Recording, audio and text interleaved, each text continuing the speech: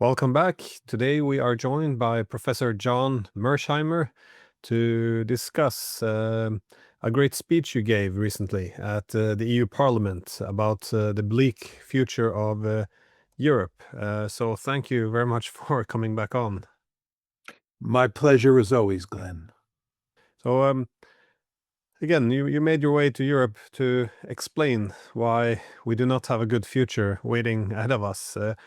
What are the sources, though, from your perspective, towards for this dark future waiting us? Well, I talked mainly about the geopolitical environment. I could have talked about demographics and what the consequences are of Europeans not making many babies for the future, because I think that is going to create all sorts of problems moving forward. But I didn't talk about that at all. I talked about geopolitics. And my argument is that Europe is in deep trouble for two reasons. And they both have to do with the fact that European stability is largely a function of the presence of a substantial U.S. military force in Europe. The United States serves as a pacifier in Europe. And really, it's NATO that matters here. And when we talk about NATO, we're talking about a U.S. dominated alliance. It's very important to understand that European elites for a long, long time have understood that it's important to keep NATO intact, which is another way of saying it's important to keep the United States deeply engaged in Europe because we serve as the pacifier. We keep the Europeans from fighting among themselves. We solve the major collective action problems that the Europeans face. And by the way, Glenn, when the Cold War ended, one of the principal reasons that the United States and its West European allies pursued NATO expansion is that they wanted to put the American security umbrella over the heads of the East Europeans as well as the West Europeans and turn Europe into one giant zone of peace. So my starting point here is that you cannot underestimate the importance for the Europeans and for European stability of keeping the United States deeply engaged in Europe. Now, what I said in the speech is that there are two forces that are acting against keeping the United States in Europe. The first is that there has been a deep change in the distribution of power in the international system. As we all remember during the 1990s and roughly the first 20 years of this century, uh, we lived in a unipolar world. And in that unipolar world, the United States was able to easily maintain large scale forces in Europe. But then, with the coming of multipolarity, I would argue around 2017, and especially with the rise of China, the United States faced a peer competitor. And that put great pressure on the United States to pivot to Asia, to use Hillary Clinton's famous phrase from 2011. But if you pivot to some place, you pivot away from another place. And we're going to pivot to Asia because of this global distribution of power that has emerged in recent years. But at the same time, there are powerful forces pushing us to pivot away from Europe. Uh, we don't want to expend precious resources in Europe because we don't face a peer competitor in Europe. Russia is not a peer competitor. China is the peer competitor. And therefore, there's a powerful structural imperative for us, the United States, to shift resources out of Europe and to East Asia.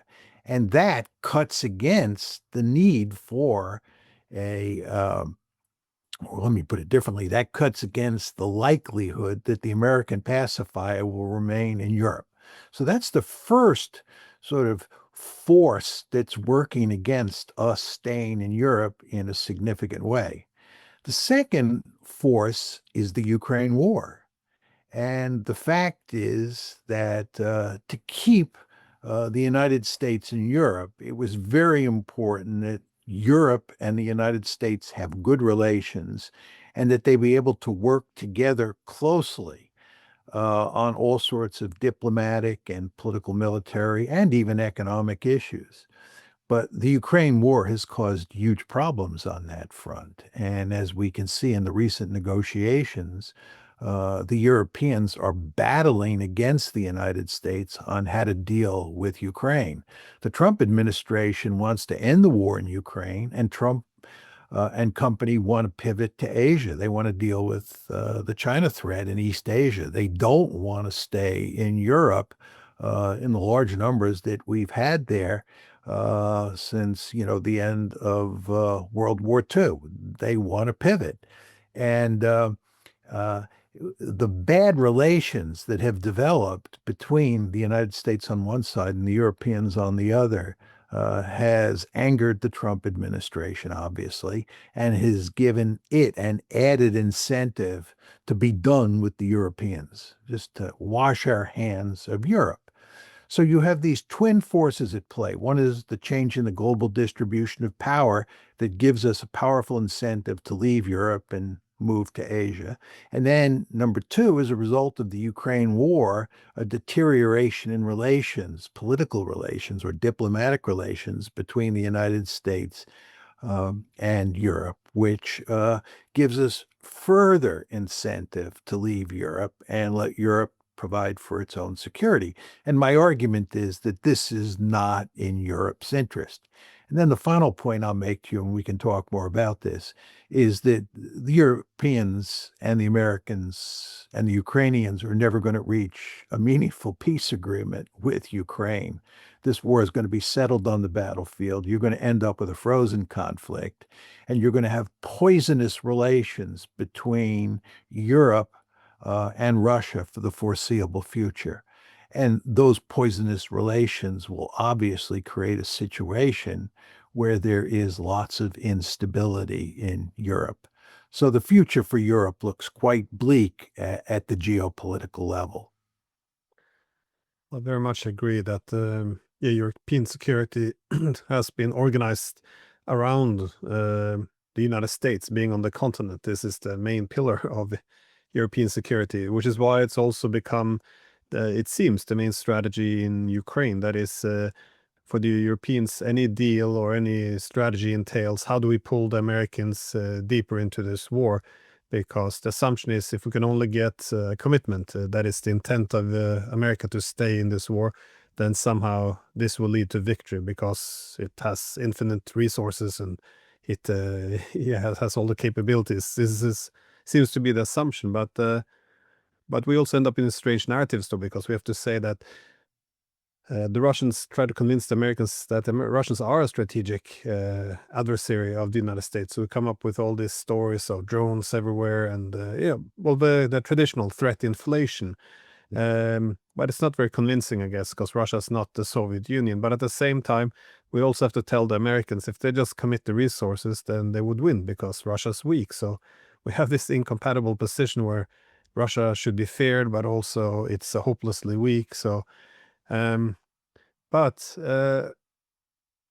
what should Europe do then, in your opinion, or what is its options? Because I very much agree that the benefit of having the US in Europe has always been that it functions as the pacifier. It makes it easier to work together in Europe to harmonize these very different countries, prevent us from turning on each other.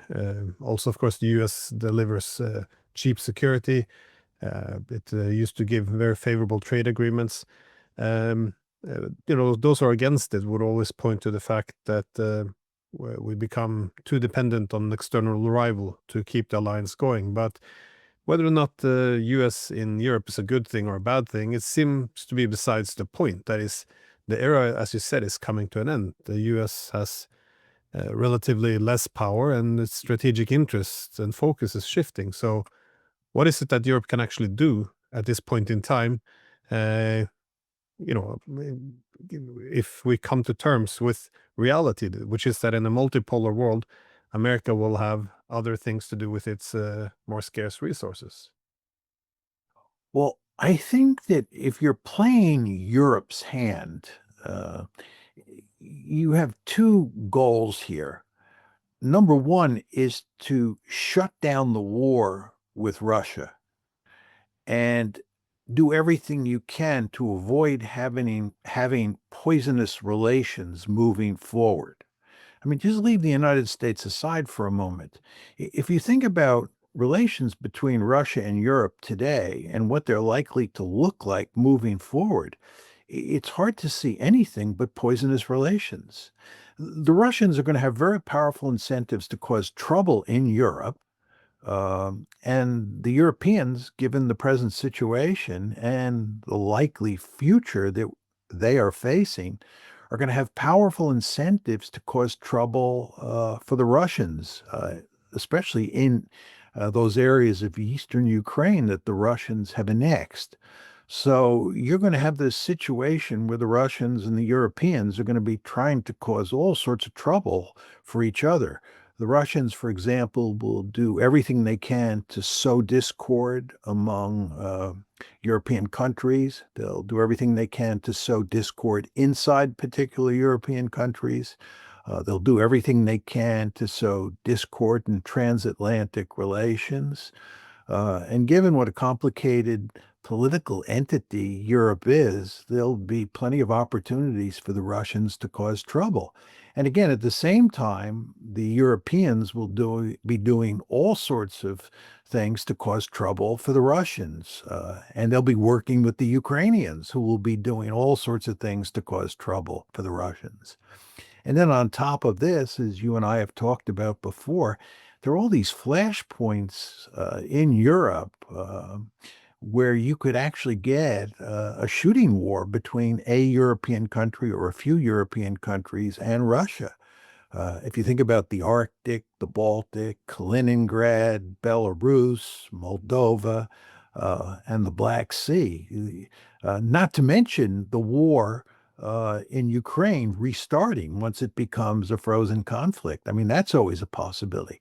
So there are a lot of flashpoints here that are sort of situated in this poisonous geopolitical context that I think are very worrisome. So what I'm saying to you, Glenn, is I think from a European point of view, the Europeans have a vested interest in fundamentally altering their relationship with Russia. Is that possible at this point in time? The answer is no. And that's why the future is so bleak on that dimension. Then there's the sort of second big issue, which is how Europe deals with the United States. And as you and I have just talked about, it's in Europe's interest to keep the Americans deeply involved in Europe, to keep an American military presence on the continent, which is another way of saying keeping the American pacifier in Europe. That's going to be tricky to do. There have been no major crises in recent years in East Asia.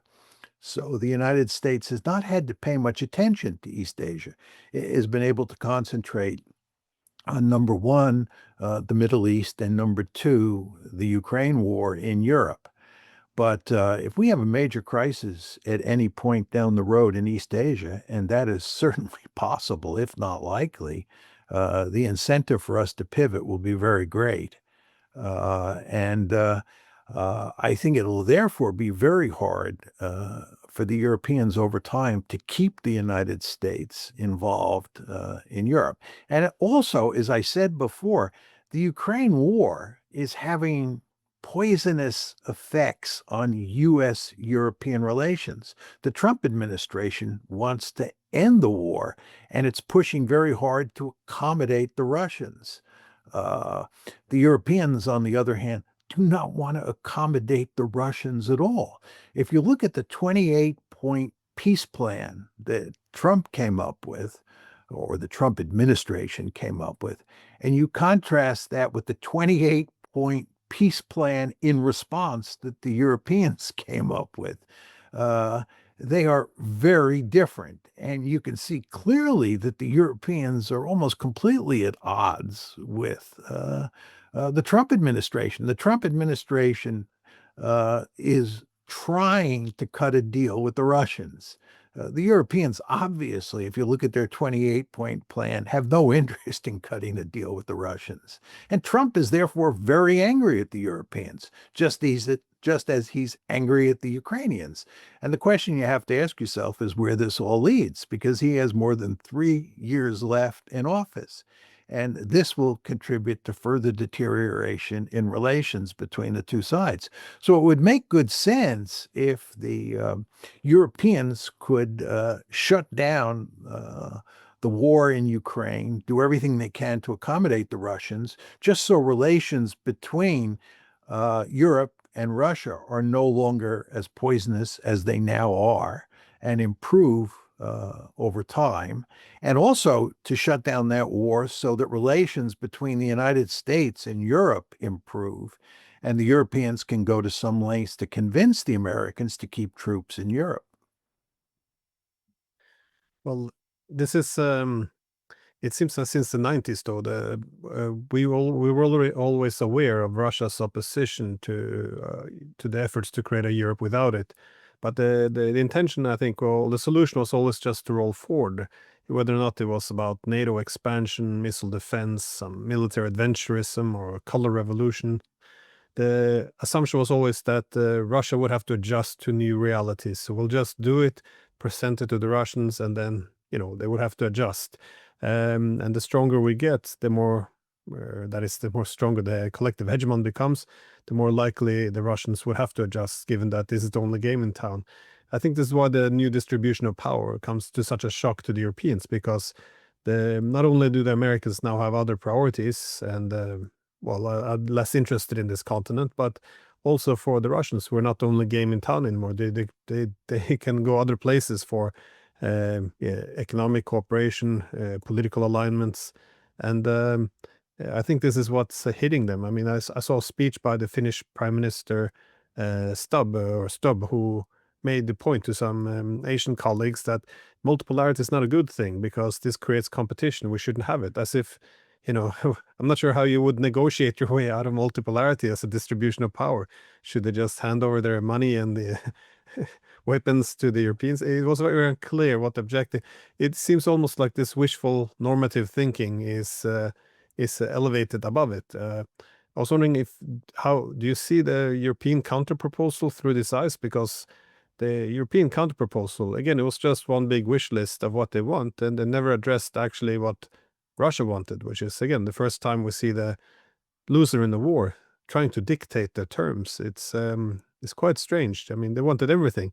NATO expansion, they wanted security guarantees, no territorial concessions, Russian reparations. I mean, it was essentially calling for the capitulation of Russia at a very strange time, given that more or less growing consensus emerges now that Russia won the war.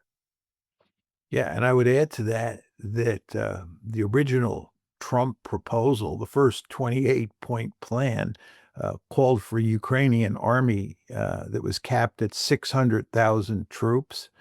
That would be unacceptable to the Russians.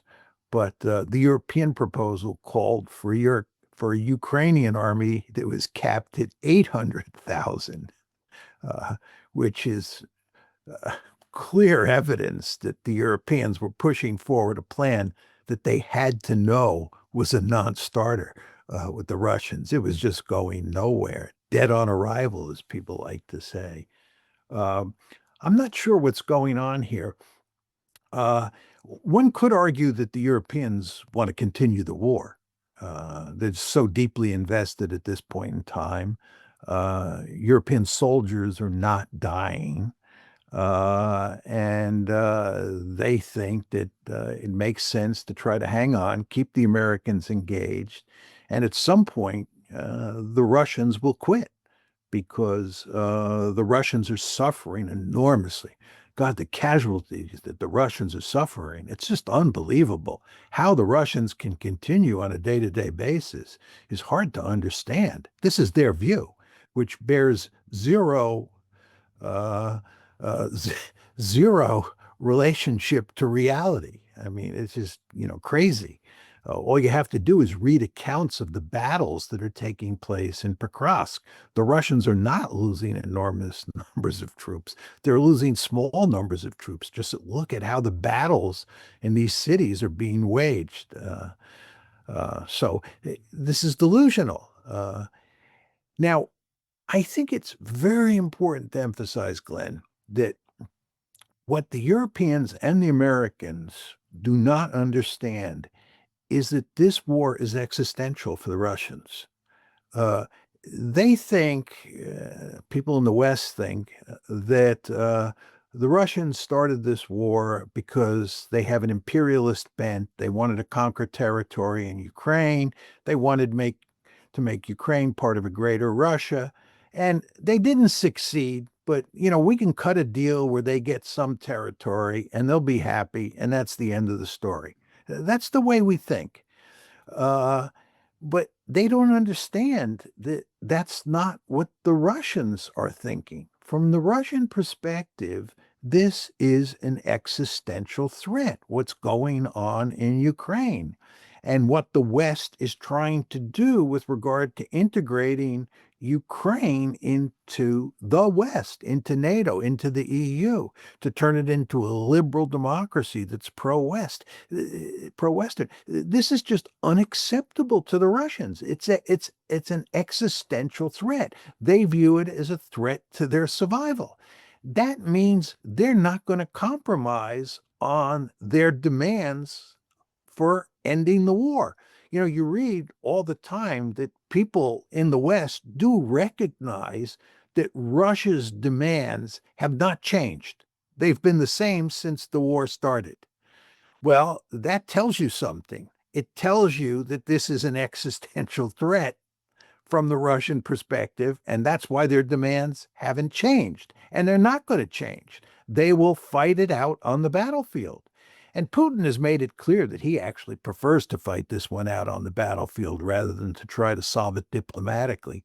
He probably understands that all these diplomatic shenanigans are just a waste of time. He, of course, has to go along with it because he has to look reasonable both to his allies and to people in the West.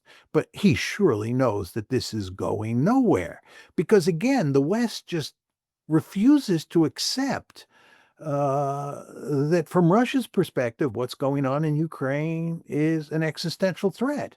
And of course, from the Ukrainian point of view, what the Russians want in terms of their demands is an existential threat. I fully understand that. You can completely understand why the Ukrainians do not want to cave in to the Russian demands. They view what the Russians want as an existential threat, which is what it is. So you have two countries, you have two countries, Ukraine and Russia, which both see the other as an existential threat. And the Europeans are backing the Ukrainians to the hilt, and the Europeans show no interest in backing off. So how do you get a deal here? And the answer is you don't. Yeah, and I noticed it seems to me that the failure to recognize this, that it is an existential threat for the Russians, is really at the core of some of our problems and delusions. Because if this could be addressed, suddenly all our strategies would have to be, we would have to rethink some of these things. But still, the slogans from the beginning has always been, if Russia leaves Ukraine, then the war is over. But this whole logic falls apart if we recognize that no, actually, if NATO enters Ukraine, the war is by no means over for the Russians. This is again something that they can't accept. But the idea that this is about territory is also strange, because it only became territorial as a result of the failure to restore Ukraine's neutrality all the way up to 2022. But it's very strange because you can argue with facts. That is, nobody in Moscow was laying any territorial claims to even Crimea before 2014. So what happened in 2014? Why did it suddenly become, one day Putin woke up and wanted the Soviet Union back, or the Russian Empire? No, it was toppling of Yanukovych. It seems that this should be self-evident, but we have no, we've created this bubble, it seems, in the West, where if you point out, common sense, it's seen as being pro-Russian because it excuses then what the Russians have done. So But I wanted to get back to the Trump's 28-point plan, or according to Financial Times, it's now down to 19 points after speaking with Zelensky and the Europeans. Do you see Trump flipping back again towards the more harsher policies towards Russia? And is there any success here, or do you still stick with the logic that this war will be resolved on the battlefield? Let me make a couple points. First of all, if you look at Trump's original 28-point plan, there are three plans here. We should be clear for the viewers' sake as to what's going on. There's the 28-point plan that the Trump administration put forth to get the ball rolling. Then the Europeans responded with a 28-point plan of their own. And now we have a third plan, which is a 19-point plan, excuse me, involving just Ukraine and the United States. And the reason it's only 19 points and not 28 is that there are a whole slew of issues, really almost all the key issues, that have not been agreed to in that 19-point plan between Ukraine and Russia.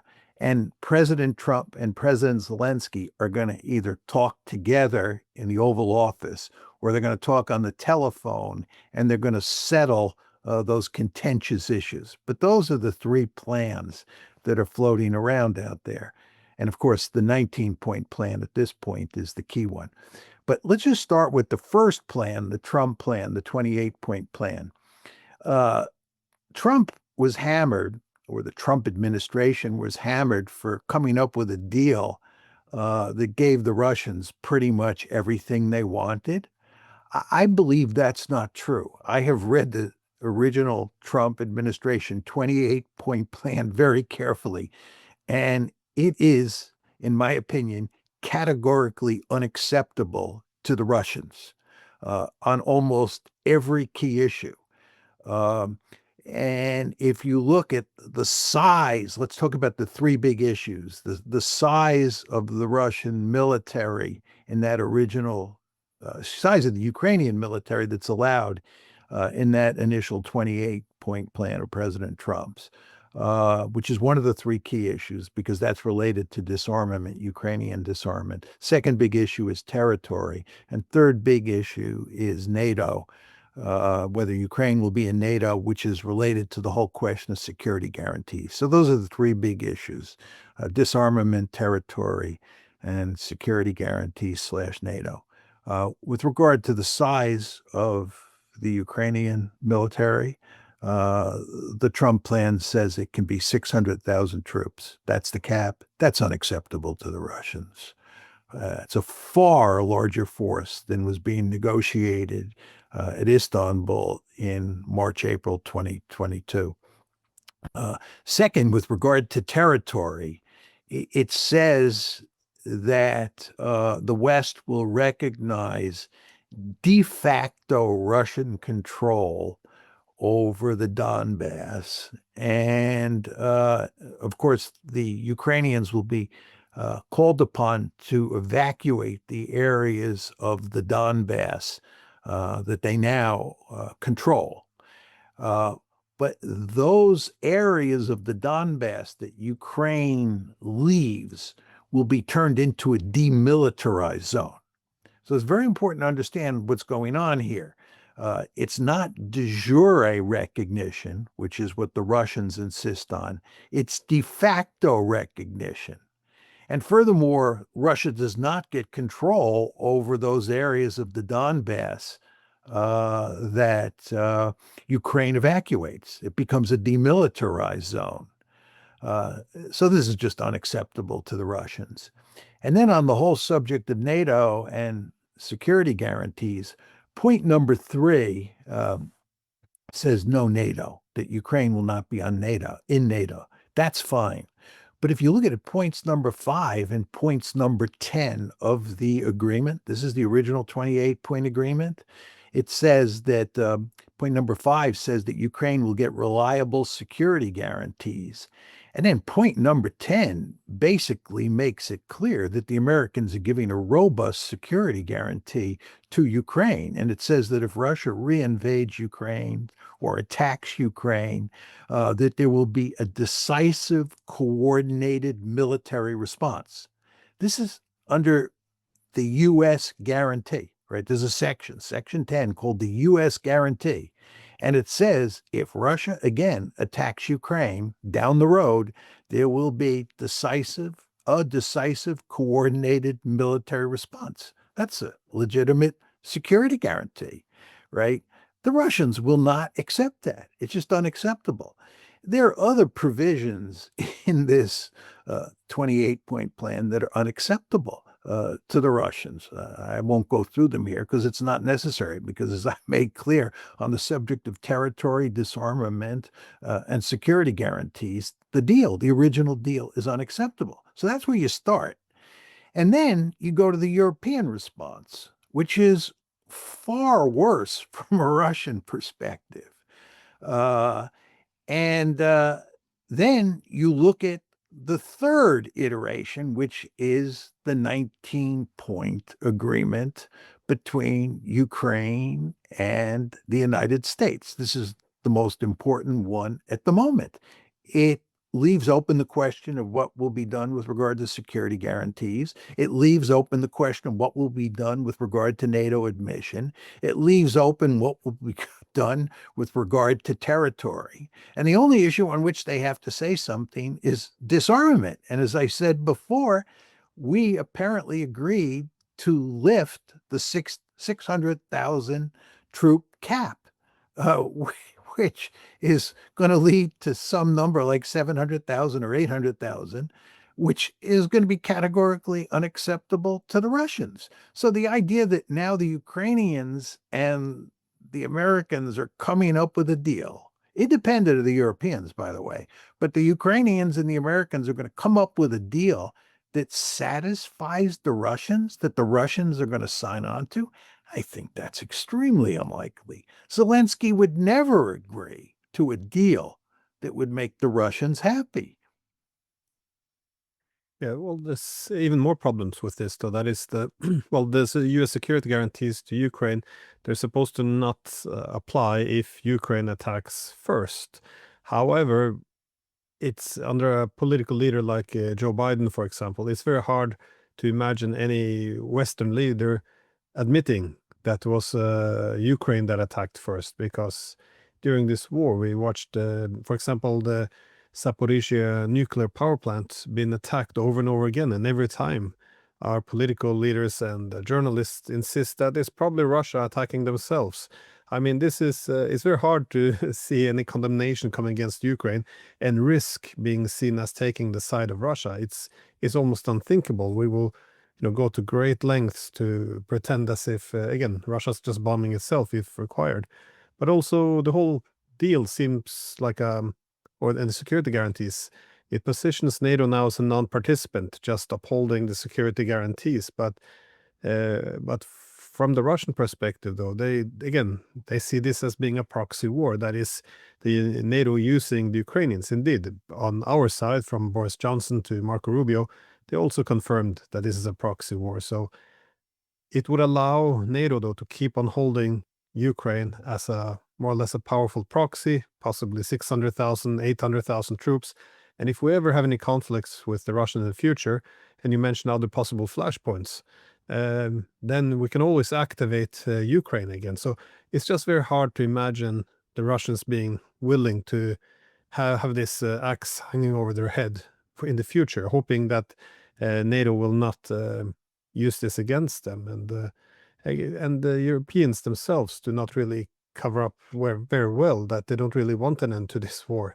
So that might be sooner rather than later that this war would restart. It's just it's very hard to see why there's no interest in finding a common ground, because I agree the Ukrainians need some reassurance. They're not going to get it probably that Russia won't attack again, but the Russians also need some reassurance that NATO's not going to go into Ukraine again and start this thing up. So but there's no interest though in seemingly to find that common ground. But yeah, that also takes me to my question. That is, how do you assess Trump's plan now going forward? Will he try to gradually pull Zelensky towards accepting this main draft? Will he ignore the Europeans? And is he going to sanctions the Russians into getting them on board? How do you see him moving forward from here on? Well, the $64,000 question is whether Trump can formulate a plan or a proposal that the Russians find acceptable. That's the only really interesting question at this point in time. Can Trump come up with a 28-point plan that satisfies the Russians or comes close to satisfying the Russians so that serious negotiations can start? And as I said to you, and that's why I spent so much time talking about the original plan that Trump came up with, it did not come close. Just very important to understand that. The original plan that Trump came up with, that he's getting bashed over by people in the West, people in Europe, and the Ukrainians, did not come close to satisfying Russia's demands. And what's happened since then is that he has backtracked. And the idea that he and Zelensky are going to have telephone conversations or meet in the White House and come up with a plan that satisfies the Russians is not a serious argument. It's just not going to happen. Trump is not skillful enough, doesn't have enough political capital to pull that off. So you're not going to get a deal that the Russians are going to accept. This one's going to be settled on the battlefield. I just find all these negotiations hapless, foolish, just hard to understand what people are thinking. Yeah, this is the strange thing, because in the media, the Western media, there is this speculation whether or not Russia authored the peace, the peace agreement and handed it over to Witkoff. But again, if you listen to the Russian side, they wouldn't accept it. So it's a very strange argument to make. But of course, you can't really. I think the Europeans are trapped a bit though, because they would like to say, Russia won't accept this, so we can blame them. On the other hand, they're so appalled by it that they want, they want to make us think that the Russians did write it. So it's a very strange situation to be in. But again, the Russians, if we want to figure out what the Russians actually would accept though in a peace agreement, because they keep saying we have to address the root causes. What would those root causes be in terms of translating it into an actual peace agreement? I'm just thinking if we start from the Russian end to see if there's any pathway at all towards a diplomatic solution to this war. What would such a peace agreement require, though, based on the Russian demands to look at the root causes? Well, 2 points. Because the Russians view Ukraine as a Western bulwark on their border, because they view that as unacceptable, they insist that Ukraine cannot be in NATO. It cannot have meaningful security guarantees. They insist that the West recognize de jure their annexation of the 4 oblasts in eastern Ukraine plus Crimea. And the Russians insist that Ukraine be disarmed to the point where it's not an offensive threat to Russia. And these are not negotiable demands. They're just not negotiable. That's point number one. Point number two is it's very important to understand that this is really not a proxy war. You use the term proxy war. The fact is that the United States and the Europeans and the Ukrainians are at war with Russia. Right? We're involved in a war. We in the West are not pulling triggers, right, and not pushing buttons. But in every other way, we are profoundly involved in this war. And the Russians believe they're at war with us. That means that this existential threat just doesn't simply involve Ukraine not being in NATO or Ukraine not having security guarantees, there's a much bigger story at play here, which is the Russians have to think about how they're going to deal with this mortal threat from the West and Ukraine moving forward. This is why Europe's future is so bleak. People just don't understand this. We got into a war with the Russians in February of 2022, and we had a chance to shut it down, right? And it would have been actually quite easy to shut it down in April 2022. And that's why significant progress was being made at the time. But we in the West, and here we're talking mainly about the United States and Britain, told the Ukrainians to walk because we thought we could defeat the Russians. And then the war escalated. And you want to understand, Glenn, the war escalated in two very fundamental ways. It escalated in terms of the size and quality of the fighting forces on both sides. You started off with relatively small militaries, but those militaries grew in size and they became quite formidable militaries over time, to include the Ukrainians, certainly the Russians. The Russian military today is a much more formidable fighting force in terms of size and quality than it was in 2022, right? So you had that kind of escalation in the size and quality of the military forces on both sides. But you also had escalation in the goals of the two sides, right? And the Russians are not content now with cutting a deal that looks like the deal that was on the table in Istanbul in April 2022, right? The Russians understand they want at least those four oblasts plus Crimea. And the more they think about it, they want additional oblasts. And they want to go to great lengths to make sure that they wreck Ukraine, that they turn it into a dysfunctional rump state. Again, this war has gone much further than it had gone in April 2022. You could have cut a deal then. The idea that you can cut a deal easily now, it's just not in the cards. You in the West, we in the West have been waging a major war against Russia since 2022. That'll be 6 years this February. I mean, 4 years this February, excuse me. 4 years. This is, like World War I. This is a huge war. Backing out of this, cutting a deal, is going to be really difficult to do. You know how World War I ended. It didn't end with a deal. It ended with the Germans quitting. They were defeated on the battlefield. You're in an analogous situation here. And on top of that, to go back to my original point, the fact is that we fail to recognize that this is an existential threat to Russia. We are unwilling to see this war through their eyes and willing to cut a deal that accommodates them. So, again, this one's going to be settled on the battlefield. You're going to end up with a frozen conflict. And that frozen conflict is going to be followed by poisonous political relations between Russia on one side, Europe and the United States on the other. And there's going to be great potential for future conflict, future shooting wars, because you have all these flashpoints to include a restarting of the war in Ukraine. Oh, that's a great point to make, though. That is all the deals the Russians were willing to make in Istanbul, which was primarily no NATO. That was it.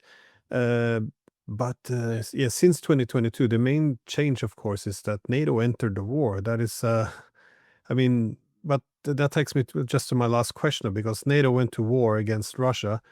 We rejected the peace, and even now it's gone to the extent that, as you suggest, or I agree, a diplomatic solution seems very unlikable. But if this will be resolved on the battlefield through a military solution, and Russia is winning, what happens to Europe then after this war? Because we went to war against Russia, and Russia won. Europe has lost this war. What does this mean for the European security architecture or European security at all? Well, one big question is what happens with the American pacifier? If the American pacifier disappears or is greatly reduced, and the Europeans are on their own, they have to provide for their own security, then you have really significant problems. Leaving aside the Russians, just the whole question of how European countries relate to each other. As you know, Glenn, we like to talk about Europe as if it were a single political entity, but it's not a single political entity. Ursula von der Leyen would like to think it is, and that she runs Europe's foreign policy, but Europe is a constellation of countries, and they're still sovereign countries. And you take away the American pacifier, and each one of those countries is on its own, the collective action problems come racing to the fore. And how to think about security will vary from country to country. And then you throw in the Russian threat. Remember, the Russians will have a powerful incentive to cause trouble in Europe, not necessarily military trouble, not present a threat to conquer Europe, but they'll cause all sorts of political and diplomatic and economic trouble in Europe because the Europeans will be doing the same with regard to the Russians. So there's going to be trouble for as far as the eye can see in Europe. As I said before, I just don't see, how there's a happy ending for the Europeans unless they can fundamentally alter their relations with Russia, unless they can fundamentally change their thinking about Ukraine, cut a deal on Ukraine, or get the Ukrainians to cut a deal and have the Europeans back that deal, have the Americans back that deal, and then just go to great lengths over the next couple decades to improve relations with Russia. That's the best possible outcome. But I don't see any evidence that that's happening or is likely to happen. I think exactly the opposite will happen. This is why I said to you, and this is what I said in my speech to the European Parliament. I think that Europe has a bleak geopolitical future moving forward. Well, let me squeeze one last question in there, though. Sure. But why is it this way? Because even from Ukraine now, you see growing voices about the need to end this. I mean, the former press secretary of Zelensky, she came out and said we have to take this 28-point deal because no matter how horrible it is, it will only get worse from here every day that passes. And why are we listening to the Europeans to keep on fighting? They don't have any money left. They don't have any weapons. They don't have any geopolitical influence. They don't even talk to the Russians. Why are we continuing the fight? But that's a great question, though. Why the Europeans have so much to lose from continuing the war against Russia? And again, we already rolled the dice. It went wrong. Why are we doubling down when there's no pathway to victory? It's I always make the point. I very much understand what the Americans are doing. They went for efforts to weaken a strategic rival. It didn't work. You pull away and hand it over to the Europeans. I can understand the Ukrainians. They're fighting an existential war. I understand the Russians. They're also fighting an existential war. But the Europeans, how are they the most stubborn ones? This is very perplexing to me, though. Well, I don't think the Europeans are the most stubborn. I mean, the Ukrainians are incredibly stubborn. You might make the argument, as you were alluding to, that the Ukrainians face an existential threat and the Europeans don't.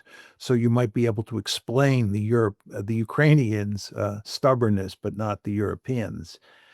But what's going on here, Glenn, to get back to a point I made a few minutes ago, is that uh, once the Istanbul negotiations collapsed and this war escalated, and once it went on for 4 years, as it has, uh, it just becomes extremely difficult. And I'm choosing my words carefully here. It becomes extremely difficult for the Europeans or the Ukrainians or the Russians to cut a deal.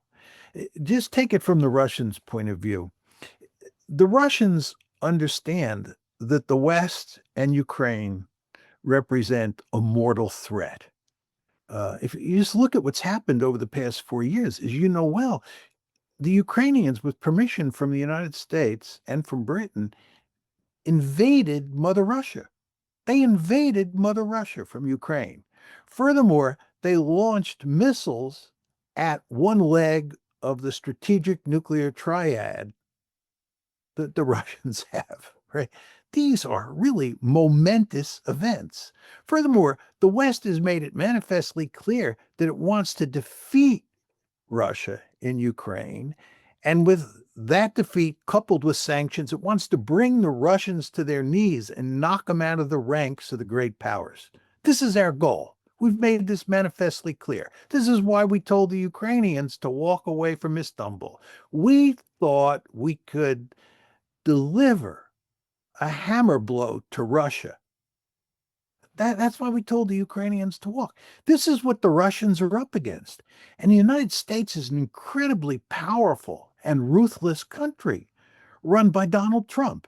So if you're the Russians, you have a very powerful incentive to get all you can in terms of Ukrainian territory, to solidify yourself for a future conflict, and furthermore, to make sure that Ukraine is wrecked so that it doesn't present much of a threat to you, and furthermore, is not in a position to join either NATO or the EU. This is the Russian incentive structure at this point in time, and it's a result of all the escalation that's taken place since Istanbul. Then you go to the other side. You can understand, as we talked about before, from a Ukrainian point of view, why they don't want to lose 4 oblasts plus Crimea forever. You can understand why they don't want to be disarmed to the point where they really can't defend themselves against the Russians. You can understand why they want to join NATO or want to have security guarantees and don't want to be told they can't have those things. You can understand that. So the Ukrainians are intransigent. And then you have the Europeans. And this, of course, is of great interest to you. But what I would say to you, Glenn, is that the Europeans have gotten themselves deeply involved in this war. Again, they're not dying on the battlefield. They're not pulling triggers. But the Europeans have been in this war since it started. And it would be a tremendous blow to Europe if they lose the war. And it would be a tremendous blow to NATO if they lose the war. And again, NATO means the American commitment to Europe. If this war led to the disintegration of NATO, you're basically saying that that would mean the end of the American pacifier in Europe. The Europeans don't want that. They want to win this war. They want this to be a great victory for NATO, or at least a stalemate that they can then dress up as something of a victory so that, NATO feels good, the Americans stay in Europe, and so forth and so on. So the Europeans are profoundly committed to this war. That leaves the Americans. Trump and Vance are, I think, basically in agreement with you and me. I mean, I think they understand this conflict in ways that are very similar to the ways that you and I understand it. But I don't want to say they're lone wolves, but I would say there are not many people in the American national security establishment who share their views. Congress is just filled with superhawks. Trump has been surrounded by people like Keith Kellogg, Marco Rubio, and assorted other superhawks. So Trump has great difficulty just negotiating his way through the obstacle-filled waters inside the United States, not to mention having to deal with the Ukrainians and the Europeans. And there are limits to what Trump is willing to give up either. He just can't make a deal that gives the Russians everything they want, because that will come back to haunt him in his mind. So he comes up with that original 28-point proposal we talked about, which he thinks the Russians will be happy with, but as I was saying, the Russians will not be happy with. So he can't get out of this mess, right? He's trying. I mean, he's not exactly Machiavelli the second, but he's trying, and he's unable to do it. And the end result is that this one is just going to go on until you get a Russian victory, an ugly victory on the battlefield, and you get some sort of frozen conflict, followed by poisonous political relations between Russia on one side and Ukraine, Europe, and the United States on the other. I think, Glenn, you've heard me say this before. When you think back to that April 2008 decision to bring Ukraine and Georgia into NATO and what that has led to, and the fact that we have doubled down at every point, especially with regard to Istanbul in April 2022, it's just hard to believe how foolish we have been and how catastrophic those various decisions, of course, starting with the big one in April 2008, have been. I see no end to trouble over this issue for as far as the eye can see. Now, I may be wrong, and let's hope I'm wrong. Let's hope I'm completely wrong, that my analysis is deeply flawed and I'm just missing the obvious. Let's hope that.